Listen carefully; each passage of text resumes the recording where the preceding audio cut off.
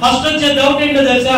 మాకేముందండి, మాకేముంది, మాకే లేక ఎడుతున్నాం, మాకే లేక ఇబ్బంది పడుతున్నాం.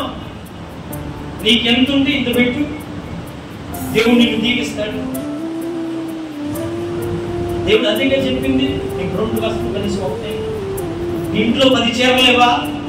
పాత పడిపోయింది ఆయన చీర అయినా సరే, నువ్వు వాడుకొని చీర కొద్దిగా మంచిగా ఉన్నది, నీ ఇంటికి అడుక్కుంటాకు వచ్చిన వాళ్ళు పేదవాళ్ళకు ఎవరో ఒకరికి చూసి ఇవ్వు.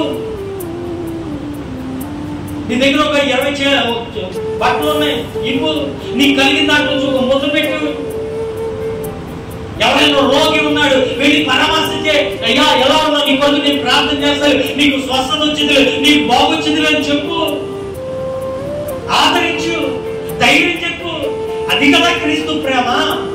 నువ్వు ఇంటికాడ కూర్చొని ప్రభా నన్ను దీవించు, ప్రభా నన్ను రక్షించు, ప్రభా నన్ను కాపాడు, ప్రభా నన్ను కొమ్మరించు, ప్రభా నన్ను దింపరించు.